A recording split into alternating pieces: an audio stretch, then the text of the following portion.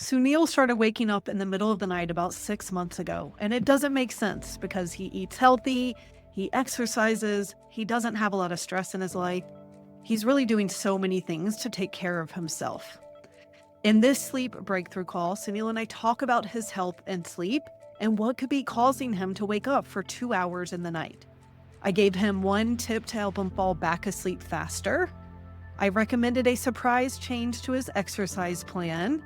And I told him the three most likely reasons for his wake ups, and he's going to look into one of them to start. This is the Sleep Detective podcast to help you finally understand why you don't sleep well and how to fix it so you can consistently sleep 7+ hours uninterrupted naturally. My name is Martha Lewis, and I'm a functional health and sleep coach. I've helped myself and over 200 clients overcome their sleep problems and restore their health, even if they've already tried what seems like everything. Sunil, welcome to the podcast. It's great to have you here. Oh, thank you. It's my pleasure. Yes, awesome. So, you filled out the assessment before this call, and it sounds like you've been dealing with sleep issues for the past 6 months. Is that right? Yes, I've been one of the things joke around in the house is that as soon as I hit the pillow, I go to sleep. But so that was so nobody really believes that I have some trouble kind of staying asleep these days. I mean, again, it comes and goes, but the days and again, last couple of months have been kind of tough. Right, even though I don't take a nap during the day, but I'm go to bed in a consistent time. But then next thing I know is that I'm awake and bright, and then wait 2 3 hours before get back to sleep. So Yeah. it typically happens anywhere between 11 and 2. Okay. That's when I'm mostly awake, Yep. and then yeah. Yeah. Well, this is one of the most common things I see. And that was my issue too, where I had gone from being this great sleeper to all of a sudden I'm awake at 3 a.m. for 2 hours. Kind of happened out of the blue. So, do you know what triggered this? Did anything change in your life, or was it just you have no idea? Right. So that's the thing. When I looked at all the things that I've been doing, everything has been consistent. I'm a kind of a creature of habit. So everything is very somewhat consistent, not too many changes. No, the only change we made consciously was try to do more protein intake. Okay. But that I don't think that directly correlate to this because I used to sleep well too after that. Okay. But other than that, we exercise regularly. Both me and my wife exercise regularly. We eat well. We don't eat out at all. All food are in at home made. We don't drink alcohol. Mhm. And we take a lot of activity outside. So we don't sit in the house. We always out in the sun. So I don't see any significant. I cannot tell you this is two things change and everything after that Right. thing happened. Yeah. And that's okay. I didn't, I was the same way too. Some people know like something specific happened, and others, we don't know. But I think what's been happening is that you live this very healthy lifestyle, which is great. I was too, but I think there were stressors in my body that I didn't know were there that were gradually, like slowly affecting my health.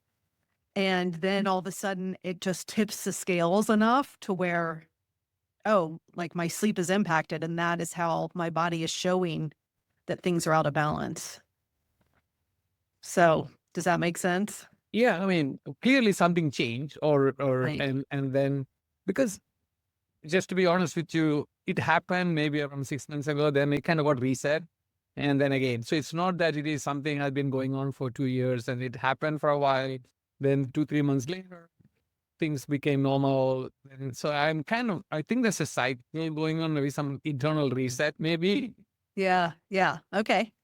Yeah. And do you have any other health issues or symptoms?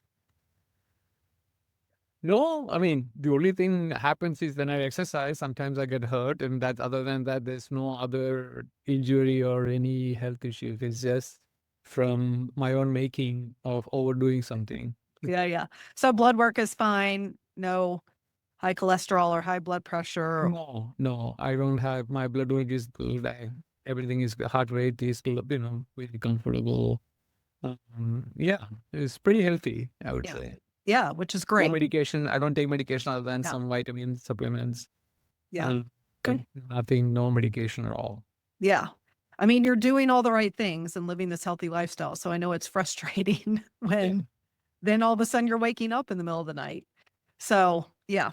But it is common, unfortunately. And it looks like you have a really good schedule, like you're going to bed 9:30, waking up 5:30, 5:44. Yeah, yeah. I mean, it used to be 4, but after, but that was when I was working. Now I don't work. So, there's no reason to get up at 4. So I get up around 5, 5:30, depends upon, whether I have a gym session in the morning or what. So, but consistently between 5 and 5:30. Yeah. Okay. And then you're getting about 5 to 6 hours of sleep, you think?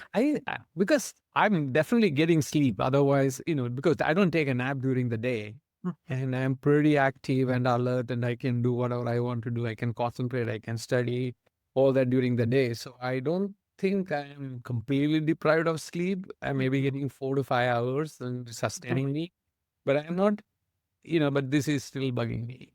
Yes. Yeah. Okay. Yeah, especially if you're used to getting 8 hours or 7 hours and then yeah. And we ideally want at least 7 hours of sleep a night. Yeah, So, yeah. probably that's the anxiety part, maybe, right? Yeah. And it sounds like your energy is still pretty good. Your stress levels are Yeah, morning when I get up, I'm great. completely, I don't feel lethargic at all. I'm totally awake. As soon as I awake, I'm out of the bed. I don't lie down on the bed at all. Mm. Okay. So, I mean, the first thing I would recommend is actually getting out of bed when you are sleeping. So, like we've said, you're in bed for 8 hours, but only getting 4 to 5 hours. So, what can actually help you get more sleep is if you think you've been in bed. I don't recommend looking at a clock because then that I just, don't have a clock in the. yeah, yeah.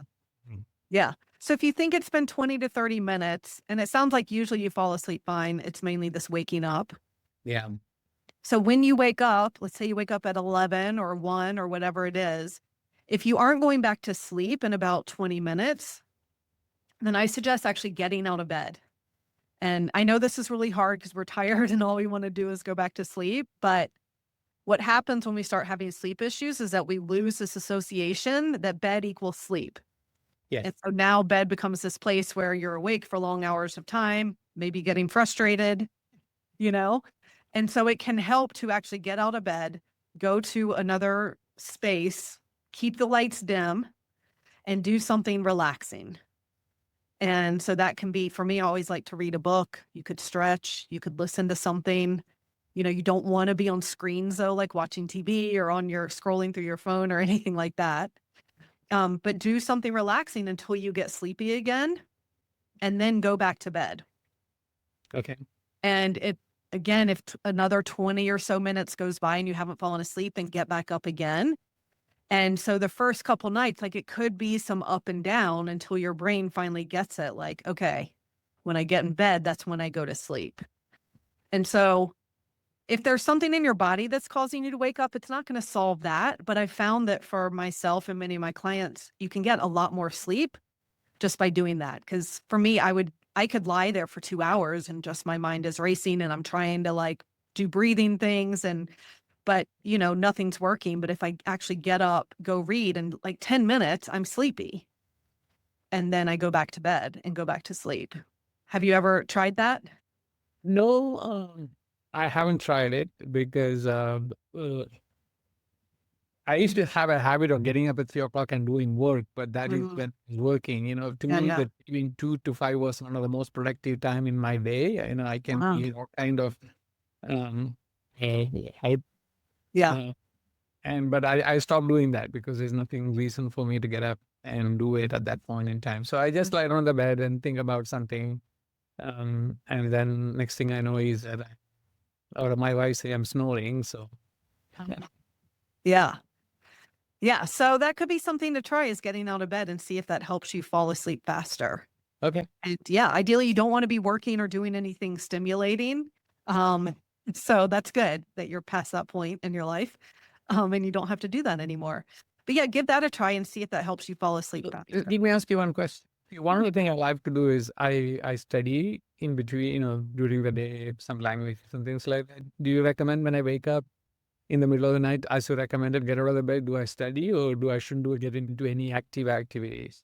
I wouldn't do anything like that. What you almost want to read something boring, like definitely something, not an engrossing novel or I mean, if studying is going to like help you get tired, but but then you're also probably not going to retain it. So it's probably something that you want to go back to anyway. So I'd recommend something more relaxing. Monday. Okay. Yeah. And I know it's hard if we're used to being productive all the time to being awake and not being productive. But I mean, the most common reason why we're waking up at that time is because the body's releasing cortisol, which is our stress hormone, and it shouldn't be releasing it in the middle of the night. But once the body releases cortisol, it takes time for our body to process it and for it to clear. So the more you can do that's relaxing, like the faster it's going to be able to kind of clear from your body and you'll be able to go back to sleep. Okay. We'll one thing to try new. I never tried, so I will definitely try. Yeah. Okay. Yeah. Awesome. And okay, so the second thing I was going to recommend, which you might not like to hear, but I know you're doing, 1 to 2 hours of exercise a day, most days of the week. Is that right? Yes, sometime more. Yeah. Mhm. So strenuous exercise actually causes the body to release cortisol. And if you're not sleeping, like you're waking up for a couple hours in the night, again, that's a sign that your body's stressed, your body's releasing cortisol. So then that strenuous exercise is making us release even more cortisol. So it's like stressing your body out more and your body's already stressed. So, But this happens 5 o'clock in the morning, and then we are yeah. talking about another 14 hours later. Uh-huh. So how do I correlate that? Yeah, it's just creating this pattern of stress in your body. And so when we're younger, like our bodies can handle it and maybe cortisol comes down. But if it's too much, then it's going to keep cortisol levels elevated. And then it could be other imbalances that are causing the body to release cortisol at night. But it's still just this extra stressor on your body that's already stressed. Like I would love to see your cortisol levels and your cortisol pattern and see what's actually happening. Because that would give a lot of insight. Did I And take the blood test? I use a dried urine test called the Dutch test Mhm. because a blood test, it's that second in time. So you can like find your cortisol at that time, but it's not going to show where it is the rest of the day and what the pattern is. Because ideally cortisol is lowest first thing in the morning, and then it spikes to its highest level within 2 hours of waking up. And then it should gradually go down throughout the day and be at its lowest point all night. And so a lot of times I'm seeing, in my test results too, and clients I work with, like cortisol is super high in the middle of the night and then going down throughout the Okay. day, or it's spiking at the wrong time of day. So yeah, without testing, we don't really know what's going on, but I just know that the more stress that the body's been under and the longer it's been under that stress, then for a while, like our body's going to do everything it can to stay in balance and to handle that stress. Okay.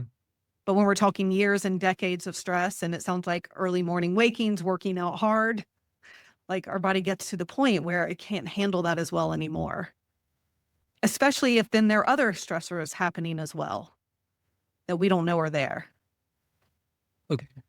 So I tend to recommend limiting strenuous exercise to 30 minutes. And then you could still do, like, I recommend walking instead, yoga, like more gentle exercises instead. But ideally, like 30 minutes 4 times a week. If you're open to that and seeing if that helps, just reduce Okay. overall stress in your body and see if that helps with your sleep. It's totally opposite to the goals that I have set for I myself. I totally heard I am trying to increase my VO2 max that require me more intensity, but it's Yeah. very different than I am being intent to do for an my 25 Yes. my goal. So Yes, and I know how that is. I mean, I live in Jackson Hole, Wyoming, so it's a ski town, a mountain town. Like, I spent my 20s and 30s being so active, like all day ski tours, all day bike rides, like, and at the time my body could handle it. But I think that as I got older and then I got a parasite when traveling in Asia, and so I suspect that it all just became too much for my body to handle. And I got to the point where I would be exhausted after exercise. And like 5 years ago, I really had to cut it down. And it was hard because that's like how I define myself. it's true. Yeah. It's stability. Yeah. Um, I'll also add that I don't know if you know Dave Asprey. He's like the bulletproof coffee guy. He's like kind of the father of biohacking, but he he talks about in one of his books how to increase VO2 max by doing these like super strenuous things for like a minute at a time and then resting. And so instead of spending like hours, he like Yeah. I mean, you do test is it's either 1 by 1 or 2 by 2 yeah, or things like that. yeah. So you could do it in short periods of time. But yeah, so I guess it's what are your priorities too? Like, do you want to focus on the sleep or do you want to Yeah, focus more on totally. VO2 max and see what happens? So Yeah. I know this is yeah, not always what people want to hear. Well, it's okay. I mean, again, these are inputs, right? These are different than what you've been thinking. So naturally, you have seen this working. So if I need to sort it out, I need to attend to some of these ideas. Okay, awesome. I'm glad you're at least open. And then the last thing I was going to recommend, I've been talking about cortisol, if cortisol is being released in the middle of the night. So we also want to find out why that is happening. And so one of the things, I mean, it sounds like you're eating a very healthy diet. Um, you don't necessarily have a lot of symptoms of blood sugar imbalances, but I'm wondering, being vegetarian, with egg whites and dairy, it sounds like you're having. I just wonder if blood sugar could be an issue. And it's interesting that you started eating more protein. Do you know how much you're eating now? Yeah. Last week I reduced it. I normally tend to get to at least 1.5 grams for my body weight. So I Okay. am 70. So my goal is to get 110 Okay. grams of protein, and that is split across 3 meals. Okay. So, Okay. Yeah, that's good. Um, so, I didn't see the details of your diet or anything, but I tend to recommend like that sounds like a great amount of protein.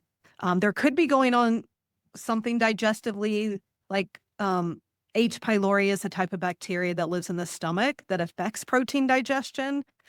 And so it's interesting, you said it wasn't an exact correlation, but you started eating more protein and then the sleep issues came too. So that could have something to do with it. Like the protein isn't the problem, but your body's ability to digest it, or like you still need the protein, but you need to be digesting it well. So that could have something to do with it.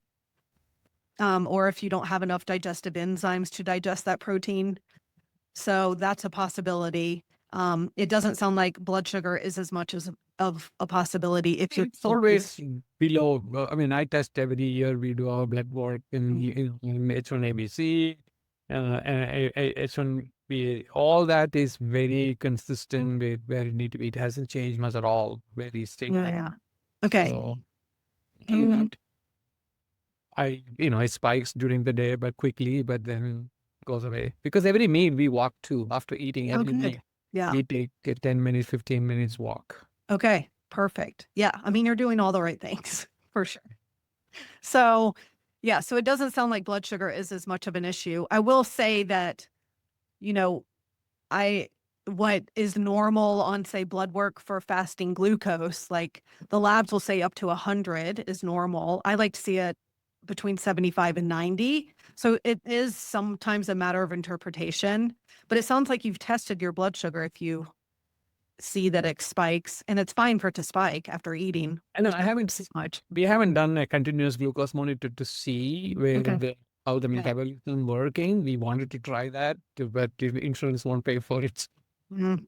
Yeah, Which something they should, honestly speaking. I agree. Mm. Yeah. So, but so we haven't tested right after a meal, how much is spikes, etc. But the standard markers are Yeah. nothing I need to take any action around. Yeah. Okay. Which is good. Um, yeah, as long as if you go back, I don't know if you remember what your fasting glucose is, but if it's I need to under, look at it. yeah, Yeah. I would just look and see if it's under 90. Just because again, the labs are going to say it's fine if it's up to Yeah, a, I will look at it. I will go and look at the last one. In fact, yeah. another one is coming up in the next 2 months. So Okay, good. Yeah, and I can send you information about blood sugar too, so you see that. There's a much lower cost CGM that you can get over the counter now, and I'm spacing the name of it, but I'll look it up and send that to you as yeah, well. that'll be nice. We love to get it and at least try for 2 weeks to see. Yeah, Yeah. right. And this one I think is like $50, whereas some of them are so much more and you have to pay this like what I used to Yeah. recommend was $200 for Mm-hmm. 2 sensors over a month because they make you pay this membership fee, but there's one that's I think 49 for 2 weeks. So No, a lot that's more all we need. affordable. We don't need to wear it for lifetime. This is just for Yeah, taste. exactly. Yeah, it's Yeah. just to see and like I'd end up doing mine for maybe 8 weeks total, kind of off and on and just testing different things and seeing what's happening. But Yeah. if you do it for 2 weeks and everything looks great, then you don't need to do it Yeah. again. And yeah, we can do it again if you change the diet and see the impact. Right. But Yeah. for only getting a downward baseline, I think 2 weeks is great. Yeah. Yeah. But it sounds like you're doing all the right things there. So, I think if the other two things I suggested don't really help, then we need to find out why your body's releasing cortisol at night. I mean, confirm that that's happening, but that would be my guess. And then, it doesn't have to do with gut health. Pathogens in the gut can cause those late middle of the night wakenings, and they're most active then, and so then the toxins they excrete cause a lot of inflammation, and then the body releases cortisol because it's also an anti-inflammatory hormone. So So yeah, you mentioned it. So that requires some kind of a gut, some test, right? We need to, you suggested in your podcast, you talked a lot about GI map or something yeah, like that. yeah, yeah. So it's a stool test that shows what's living in your gut. It looks at overall gut health, how well you're digesting food as well. Is So it something easy to get done? I mean, if I assume that I'm not working with you and right. there's some conversation, is something I should be able to go and get it done or? The GI map, I don't think it's available without a practitioner. Okay. There are other stool tests that are, over the counter or whatever you want to call it, but they don't tend to be as comprehensive. So, yeah. So So we I, have to work with someone to get the GI test done. yes, exactly. Yeah. Okay. And yeah, that's just one And of the, any gastro, doctors, they will be able to prescribe it or? they don't do the GI map. So, or something like it. So it's called a functional lab test. It's not diagnosing anything. Okay. A doctor can give you a stool test looking for pathogens, but it's going to look for like 7 things. Okay. I've seen them before because my clients have gotten them done. Whereas a GI map's looking for dozens, for like almost 75 things living in the gut, both good and bad. A gastroenterologist, like if you get, an endoscopy or a colonoscopy, like they're looking to see if the gut is damaged and things like that. But Okay. yeah, it's not necessarily going to show how you got there, you know. Okay. So yeah, so it's a little more involved. But I mean, the 3 main things I see as causing those late night wake ups are blood sugar, gut pathogens, and then liver detox issues. And so if the liver isn't detoxing properly, it's also most active at night. And so those toxins, like they're more than it can handle. They end up circulating around, causing inflammation, causing you to wake up. And I know, you don't drink alcohol and all of that. And so people are like, how can my liver be messed up? But almost all of my clients need liver support, like pretty much every single one. Just it's hard in this modern day and age to not be exposed to toxins. And, it's in everything. It's in the food we eat, it's in the things we put on our skin. And even if you're trying to be careful with those things, they still have probably built up over the years. So just, you know, and for some people, they need more support than others, but usually liver detox has something to do with So it. what is the liver detox? What do you mean? I mean, is it a medication? Is it some treatment? What is it? I mean, just to understand what do you mean by that? Yeah, yeah. So, I mean, it involves a lot of things. So, I mean, it involves minimizing toxins that are coming in. It involves supporting your liver and your body, really. There's more to detox than just the liver, but supporting your body and being able to get rid of those toxins on its own. So, and I can send you information about this too, but things like drinking warm water with lemon juice squeezed in it first thing in the morning stimulates bile production by the liver. And then a lot of toxins are removed through the bile. So that can help. Taking Epsom salt baths, doing castor oil packs. So there are kind of like lifestyle things you can do to support the liver or reduce that toxic load that your body is dealing with. And then I do recommend supplements for a lot of my clients, but it can be different for everyone depending on like what part of liver detox needs to be supported. So there are different phases, there are different processes that happen, and the different tests I do show which ones need support and which ones don't. So Okay. yeah. So it's kind of three-prong of minimizing. I want to go back to something you mentioned. You said dry urine test. Is it something I can do just to see it, or is it require some professional support? So that's called the Dutch test, Yeah. UTCH. I think it's practitioner only. You might be able to order it without.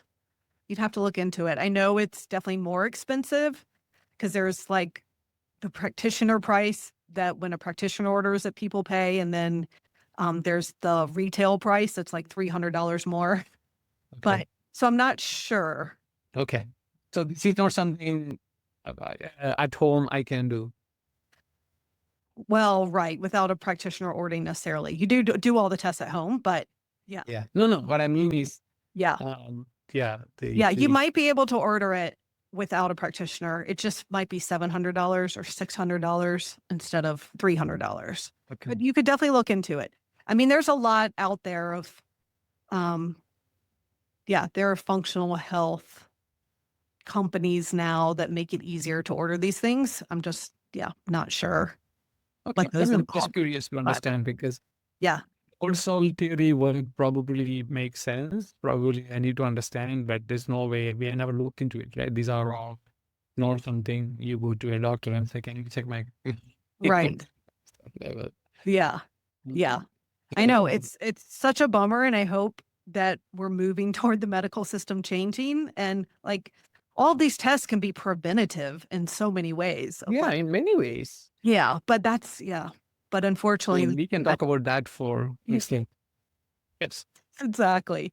So my hope is that in the future, everything like my program, everything will be covered by health insurance, but right now it's not. Yeah. I will say you can probably, if you have a health savings account, then usually those cover testing, glucose monitors as well might be covered. I mean, yeah, I can tap into HSA for that. Right? Yeah, Okay. exactly. So there's starting to be ways to, at least pay for these things without being taxed on that. So, okay. Yeah. Awesome. Well, anything else I can help you with? No, I think so. Will you be able to send me some other things that you mentioned in Yes. documentation? So, and then tell me, where do you take this great conversation? Yeah, so this will be aired on the Sleep Detective podcast, and I'll put the links to everything in the show notes as well. So anyone listening, you can also access those things too. Okay. Yeah. So, I think it will go out in the next couple of weeks. All right. Wonderful. It was very informative for me, and also kind of think about few things which I did never consider as an option, especially waking me, getting out of the bed at 11 o'clock in the morning. Right? Yeah. And not in the morning. Anyway, so I will try some of that. And the challenge for me is, what do I do when I wake up? Get out of the bed. Yeah. To me, that will be something I need to think about. So yeah. Okay, great. So I'll email you these resources, and then I'd love if you let me know too how things work. yeah, I'll let you know. And then, yeah, I'm also curious to see some of the additional details you mentioned, see whether I could use some of them to get a better insight into what is really going on. And Okay. okay. Sounds good, Sunil. Well, thanks so much for being on, and it was great to meet you. Okay, you take care and have a wonderful day and wish you very best. All right. You too. Thank you. Bye-bye. If you have questions about your sleep, you're also welcome to sign up for a sleep breakthrough call, just like Sunil. So I will send you an assessment and review your case and tell you 3 things that you can do right away to help you sleep better and optimize your health. So you can sign up for the call at the link in the show notes. Thanks for listening, everyone, and I will talk to you next time.